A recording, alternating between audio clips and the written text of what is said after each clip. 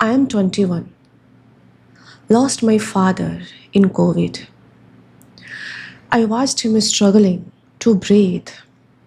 I was carrying that cylinder of oxygen, that empty cylinder. His oxygen levels dropped to 35, so I have to told him that oximeter is broken. He knew I lied. That feeling of helplessness broke me. No one knows what had happened in those last moments between me and my father, except him and I. Dedicating this song to my father and all those who lost their loved ones. ये कहानी मेरी नहीं है. ये कहानी एक 21 साल के लड़के की है जिसने कोविड में अपनी आंखों के सामने अपने पिता को सांसों के लिए स्ट्रगल करते करते दम तोड़ते देखा है. धर्म क्षेत्र यूपीएससी एस्पिरेंट्स के एजुकेशन का चैनल है. बाकी एस्पिरेंट्स का भी के लिए भी नॉलेज का चैनल है, बट वहाँ पे मैं इतना शेयरी टॉपिक क्यों पिकअप कर रही हूँ? क्योंकि मुझे ऐसा लगता है कि एक बार यूपीएससी लूप में आने के बाद, क्योंकि मैं इस लूप में रही हूँ, हम एस्पिरेंट्स नम हो जाते हैं और 2-3 अटैम्प्ट में फेलियर हो जाए या फिर लास्ट अटैम्प्ट हो और हमारा ना निकले या फिर इस दौरान ब्रेकअप हो जाए, लड़का छोड़ चला जाए, लड़की छोड़ चली जाए, कोई हेल्थ इशू हो जाए या फिर किसी भी तरह के और मसले हों. यूपीएससी की तैयारी करना भी 2-3 अटैम्प्ट के बाद एक मसला बन जाता है. तो हमें ऐसा लगता है कि ऊपर वाले ने सारी तकलीफ़ों से मुझे ही नवाजा है और हम अपने माइंड में एक अलग एंटिटी बन जाते हैं और हमें ऐसा लगने लगता है कि इस दुनिया में बहुत कम गम है और मेरा गम सबसे ज़्यादा है. That's why I am picking this topic, ताकि थोड़ा यूपीएससी के बियॉन्ड, पढ़ाई के बियॉन्ड भी आपकी ओवरऑल साइकोलॉजी, आपकी पर्सनालिटी, आपके थॉट प्रोसेस, आपके इमोशनल इंटेलिजेंस, आपके सेंसिटिवनेस, इन सब बातों पे बात किया जाए. सबसे पहले तो मैं शुक्रगुजार हूँ आप सबका जिन्होंने मेरे लिए इतनी सारी दुआएं की हैं और उन दुआओं का असर है. आप मुझे देख सकते हैं कि मेरी तबीयत काफ़ी ठीक है. ऑफ कोर्स मैं अभी भी लो हूँ, बट काफ़ी बेहतर हूँ. 1-2 दिन में आपकी क्लासेस रिज्यूम हो जाएंगी मोस्ट लाइकली. यूट्यूब एक ऐसा प्लेटफॉर्म देता है जहाँ पे हम सिर्फ एक चैनल नहीं बिल्ड करते, हम एक कम्युनिटी और एक फैमिली बिल्ड करते हैं, जहाँ पे एक दूसरे के दुख सुख में साथ रहना, एक दूसरे के तकलीफ़ों को साझा करना, थोड़ा सा खिंचाई भी करना जो कि लाजमी है, ट्रोलिंग के माध्यम से वो भी लाजमी है. मैं वादा करती हूँ यहाँ से कि हर कैपेसिटी में आपके साथ खड़े रहूँगी, आपके पढ़ाई से लेकर के इमोशनल सपोर्ट से लेकर के हर चीज़. तबीयत एक हफ्ते में ठीक हुई तो आज इच्छा हुई कि कुछ गाने सुने जाए 1 हफ्ते के बाद, और आज हमने सूफ़ी गाने सुनती हूँ मैं.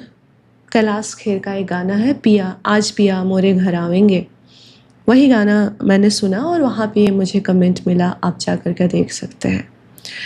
एक तो वो गाना इतना दिल के करीब है क्योंकि वो गाना तो बहुत छोटी छोटी चीज़ों में यूज़ हो जाता है, बट जब कैलाश खेर के पिता का देहांत हुआ था तो उन्होंने ईश्वर ने उन्हें इस गुण, इस खूबी से नवाजा है कि वो अपने दर्द को एक शब्दों में पिरो सकते हैं, और उन्होंने अपने तकलीफ़ को शब्दों में पिरोया और ये गाना बनाया. और उन्होंने गाना डेडिकेट किया जब आत्मा का परमात्मा से मिलन होता है, तब उसके लिए उन्होंने ये गाना डेडिकेट किया था. और जब मेरे बाबा जी का देहांत हुआ था तो मैंने भी इस गाने का सहारा लिया था, क्योंकि मैं इतनी आर्टिस्ट नहीं हूँ कि मैं अपने शब्दों को पिरो कर एक गाना बना दूँ, इतनी मशहूर भी नहीं हूँ. Coming back to this topic, देखिए, जब हम यूपीएससी की तैयारी करते हैं और हमें जब फेलियर्स मिलता है तो हम सेटबैक, हम एक ज़ोन में जाना शुरू कर देते हैं, हम लाइफ से विड्रॉ करना शुरू कर देते हैं, हम लोगों से विड्रॉ करना शुरू कर देते हैं, और एक तरह से हमें लगता है कि हम लाइफ जी ही नहीं रहे हैं। हमें लगता है कि बहुत तकलीफ़ है, सिर्फ मेरा ही तकलीफ़ बड़ा है। बट ऐसा इसलिए होता है क्योंकि हमने जीवन जीना छोड़ दिया है।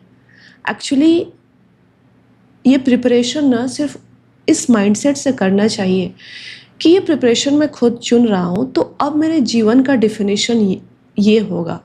हम बहुत समय रिग्रेट में जीते हैं कि जो जीवन के मज़े हैं वो मैं ले नहीं रहा हूँ। बट जब हम प्रिपेयर करने आते हैं तो हमें अपने जीवन के अगले 2-3 साल का डेफिनेशन ही कुछ और कर देना चाहिए। आप अगर 2-3 अटेम्प्ट का फेलियर हो चुका है तो मैं आपसे कहूँगी कि आइसोलेट होने के बजाय आप अपने सराउंडिंग में अपने दोस्तों से बातें कीजिए, अपने फेलो एस्पिरेंट से बातें कीजिए। आपको रियलाइज़ होगा कि हर कोई किसी न किसी चीज़ से डील कर रहा है, हर कोई किसी न किसी इनसिक्योरिटी से डील कर रहा है। आपको ये रियलाइज़ होगा कि हम सब एक मास्क पहने हुए हैं, हम एक मास्क लगाए हुए हैं। जिस प्रियंका को आप सुन रहे हैं, ये एक्शन और कट के बीच के दौरान ये हो सकता है मेरा एक रूप हो।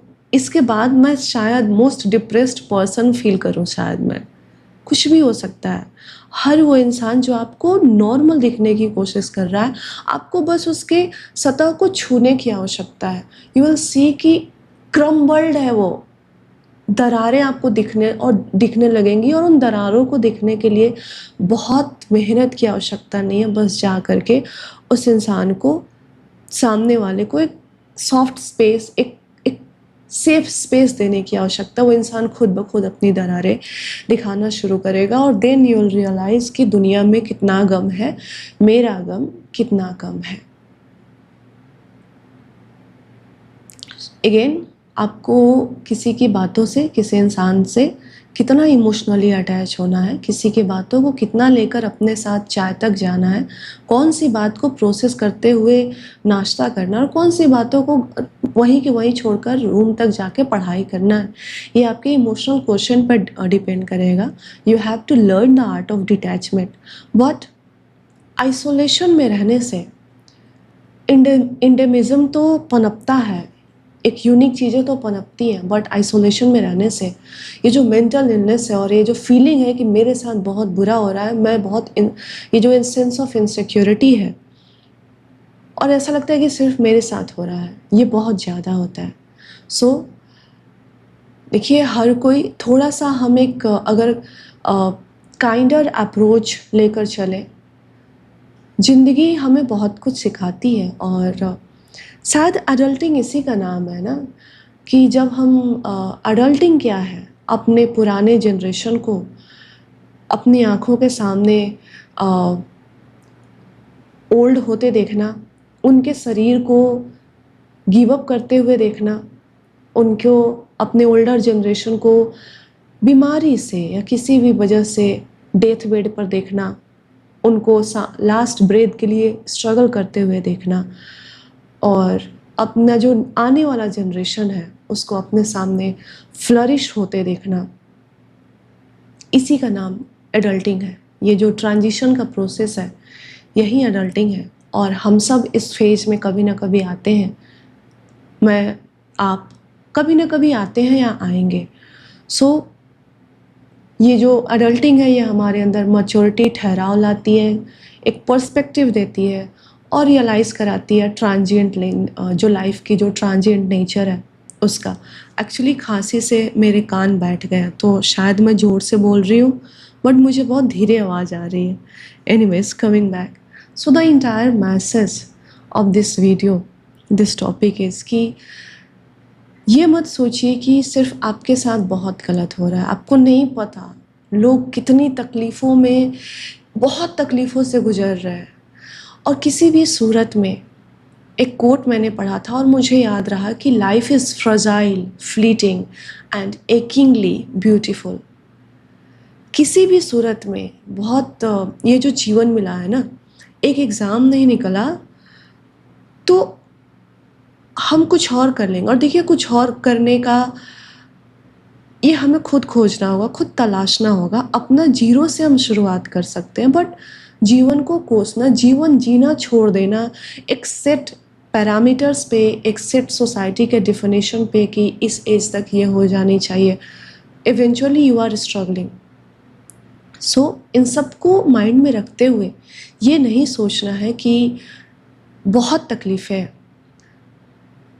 अगर ये आप तैयारी करने की अपॉर्चुनिटी मिल रही है तो आप बहुत लोगों से बहुत मायने में ब्लेस्ड हैं। तकलीफ़ों के भी मायने हैं, ब्लेसिंग के भी मायने हैं। इस ब्लेसिंग का फ़ायदा उठाना है। और अगर आपने डिसाइड किया है कि मुझे इस एग्ज़ाम की तैयारी करनी है तो अपने लाइफ को ना डिफ़ाइन करना होगा कि मेरे लाइफ के मज़े क्या हो सकते हैं, क्योंकि आपने ये डिसाइड किया है। फिर रिग्रेट नहीं रहना चाहिए वो सब चीज़ें करने का जो एक नॉर्मल इंसान करता है। माफ़ कीजिएगा, मैं बहुत ही बेकार लग रही हूँ कैमरे पे, मैं देख पा रही हूँ, but can't do, health is like that only. So the message is कि हर दूसरा इंसान तकलीफ़ों से जूझ रहा है। हर हंसता चेहरा एक मुखौटा है, उसको बस हमें से छूने की देरी है, दरारें वापस आ जाएंगी।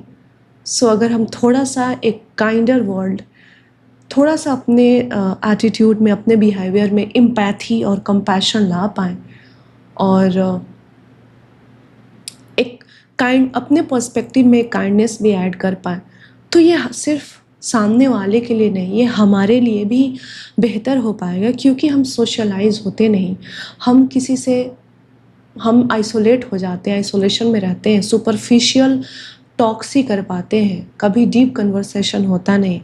तो हम किसी को सतही स्तर से नीचे जान नहीं पाते और इसलिए हमें ये इनसिक्योरिटी होती है कि हमारी तकलीफ़ें बहुत कम है, हमारा क्या होगा, मेरा अटेम्प्ट ख़त्म हो गए, मेरा एज ख़त्म हो गया, मेरी मैरिज नहीं हुई, मेरे पे मैरिज का प्रेशर है, फैमिली से सपोर्ट नहीं है, 50 तरह की बातें हो सकती हैं।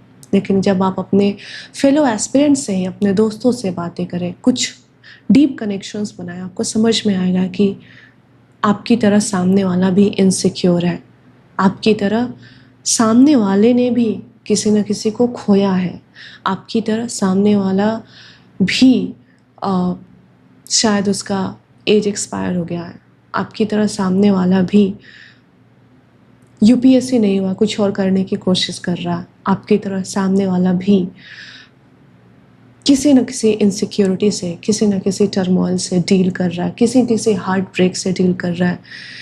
कोई डीप रिलेशनशिप में था तो लड़की छोड़ गई, कोई डीप रिलेशनशिप में थी तो लड़का छोड़ गया। We all have our issues.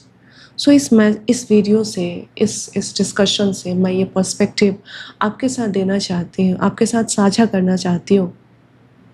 I hope this helps and once अब तो काफ़ी सही हो गई हूँ। यस, थोड़ा सडनली मेरा बहुत वेट लॉस, मसल लॉस हो गया है। So that's fine, I will recover. आपकी दुआएं हैं मेरे साथ, बहुत सारी दुआएं आप लोगों ने भेजी हैं। और अगेन मैं वादा करती हूँ, मेरी जितनी भी नॉलेज है वो सारी आपके लिए है। मेरी जितनी भी गाइडेंस है, मैंने इस एग्ज़ाम को समझा है, वो सब आपके लिए है। मैं नहीं निकाल पाई इस एग्ज़ाम को, there have been in number of reasons. आप नहीं निकाल पा रहे हैं, अटेम्प्ट है, ऑफ कोर्स वहाँ पे बहुत सारे इन नंबर ऑफ रीजंस होंगे। बट अगर आप यहाँ तक इस वीडियो को देख रहे हैं, यकीन मानिए, guidance, emotional support, pin point guidance कभी भी आपके प्रिपरेशन में बाधा नहीं बनेगा। मैं धर्मक्षेत्र से ये आपसे वादा करती हूँ। और ये जो वादा है, ये जो समझदारी है, ये मेरे लाइफ के एक्सपीरियंसेस से आती है, क्योंकि मैंने गुड बैड एंड अगली देखे हैं। जो भी मेरी एज है मैंने एक्सपीरियंस किया है, एंड आई नो कि everyone is dealing with something or the other. So let's build more empathetic community. Let's be more empathetic, and at the same time take good care of ourselves. Thank you very much.